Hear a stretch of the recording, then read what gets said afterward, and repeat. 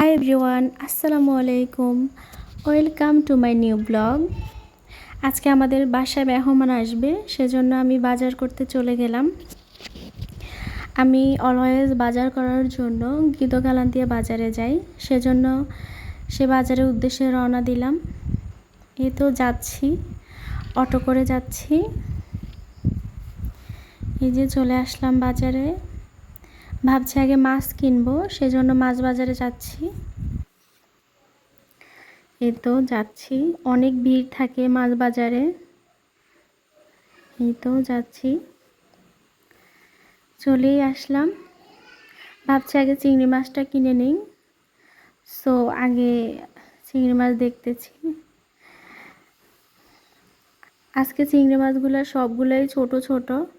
আমি আমার মন মতো চিংড়ি মাছ পাচ্ছি না, তাই এক দোকান থেকে আরেক দোকান দেখতেছি আর কি। এই তো আমি এই দোকানেও দেখেছি, এই দোকানেও চিংড়ি মাছ পছন্দ হয় নাই, তারপরে আরেক দোকানে আসলাম। এই যে এই দোকানেও দেখতেছি। মেহমান আসবে, ছোট ছোট চিংড়ি মাছ দিলে তো আর ভালো লাগে না, এই জন্য এই যে এই দোকানেও আমার পছন্দ হয় নাই। তারপর আমি আবার আরেক দোকানে যাই। এই যে এই দোকান থেকেই চিংড়ি মাছ নেওয়া হয়। এই দোকানের চিংড়ি মাছগুলা ওই অন্য দোকান থেকে এই দোকানের চিংড়ি মাছগুলো একটু বড় বড় ছিল, সো এই দোকান থেকেই আমি চিংড়ি মাছ নিয়ে নিলাম। 1 কেজি নিয়েছিলাম। এই তো এরপরে আমি বড় মাছ কিনবো, সেজন্য আবার বড় মাছ দেখতেছি।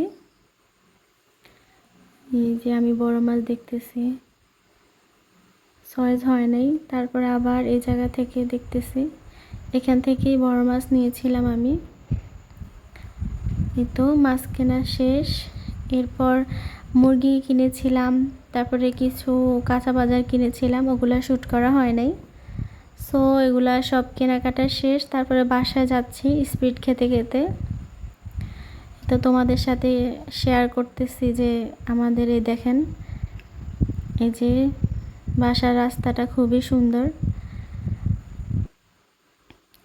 স্পিড খেতে খেতে যাচ্ছি, সাথে একটা ফ্রেন্ড আসছিল, ফ্রেন্ডের সাথে গল্প করতেছি আর বাসায় যাইতেছি।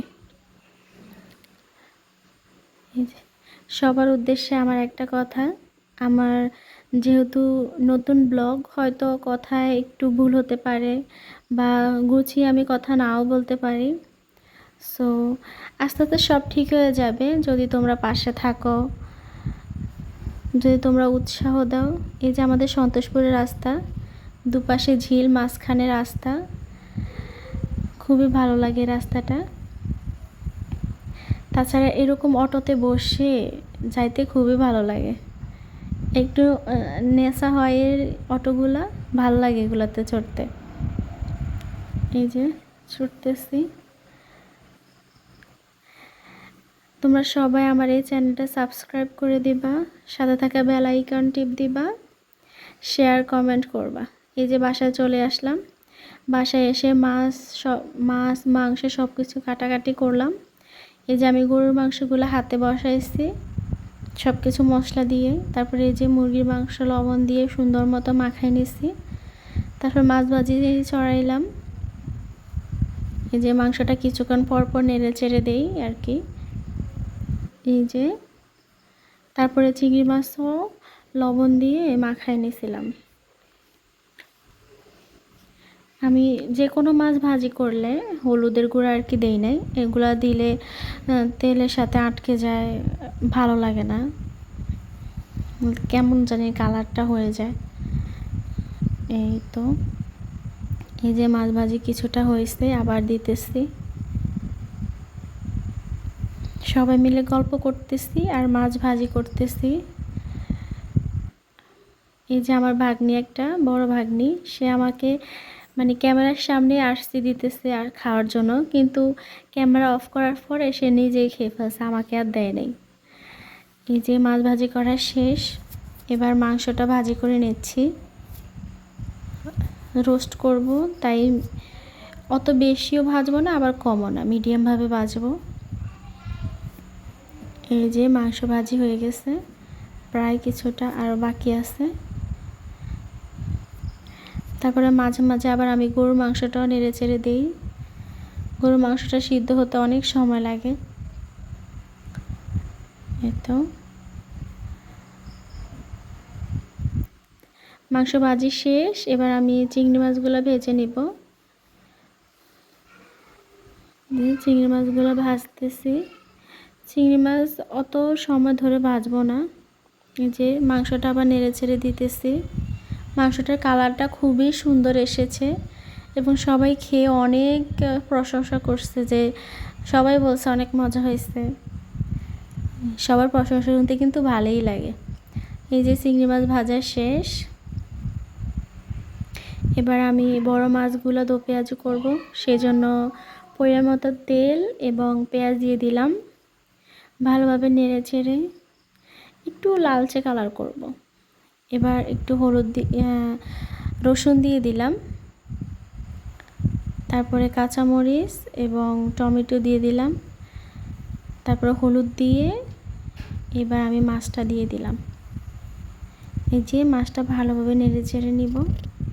ভালোভাবে নেড়ে চেড়ে একটু মানে মাছটাতে সব কিছু লাগলে তারপরে নামিয়ে নিব। যে এবার মাছটা নামিয়ে নিলাম। এবার চিংড়ি মাছের জন্য তেল, তারপরে পেঁয়াজ দিয়ে দিলাম। ওই বড় মাছের মতো একই নিয়ম। তারপরে এই যে একটু রসুন দিয়েছিলাম, তারপর ধনিয়া গুঁড়া, তারপরে হলুদ, মরিচ আর টমেটো দিয়ে দিলাম। এরপরে আমি চিংড়ি মাছগুলো দিয়ে ভালোভাবে নেড়ে ছেড়ে তারপরে নামিয়ে নিব। তারপরে রোস্ট বসাবো। এই যে রোস্টের জন্য সমস্ত মশলা দিয়ে দিলাম। ওগুলা ক্যাপচার করা হয় নাই, সবার সাথে গল্প করতে করতে আমি ভুলে গিয়েছিলাম আর কি।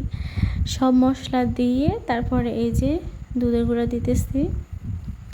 সব মশলা দিয়ে ভালোভাবে নেড়ে চেড়ে মশলাটা আমি অনেকক্ষণ কষাবো। অনেকক্ষণ কষানোর পরে তারপরে মাংসটা দিব। মশলা যত কষানো হয় খাবার তত মজা হয়, তরকারি তত ভালো লাগে। আর আমি বেশিরভাগই রোস্ট করলে একটু হলুদের গুঁড়া, তারপর একটু মরিচের গুঁড়া দেই, যাতে কালারটা একদম সাদা সাদা কালার হলে সুন্দর লাগে না। একটু হালকা একটু কালার হয়, সুন্দর ভালো লাগে, দেখতেও ভালো লাগে, খেতেও ভালো লাগে। এই যে আমি মাংসটা দিয়ে দিলাম। তারপরে ভালোভাবে কষিয়ে পরিমাণ মতো পানি দিয়ে দেব। পানিটা শুকিয়ে এই যে গরুর মাংস হয়ে গেছে। পানিটা শুকিয়ে যাওয়ার পরে মাংসটা হয়ে আসলে তারপরে পেঁয়াজের বেরেস্তা দিয়ে নামিয়ে নিলাম। এরপর আমি পোলাও করার জন্য পরিমাণ মতো তেল আর পেঁয়াজ দিয়ে দিলাম। এই যে পেঁয়াজ দেওয়ার পরে একটু লালচে হয়ে আসলে আদা বাটা দিয়ে দিব। তারপরে পরিমাণ মতো দুধের গুঁড়া দিয়ে দিলাম। তারপরে লবণ, তারপরে পানি দিয়ে দিলাম। পানি দেওয়ার পরে তেজপাতা এগুলো দিয়েছি। তারপরে যে চাল দিয়ে দিলাম। এবার একটু কষাবো। এই যে আমি গাজরও দিয়েছিলাম। এবার কষানোর পরে ঢাকনা দিয়ে ঢেকে দিব। ঢাকনা দিয়ে ঢেকে দেওয়ার পরে এই যে রান্না ডান। এবার মেহমানের জন্য সব কিছু অ্যারেঞ্জ করছি।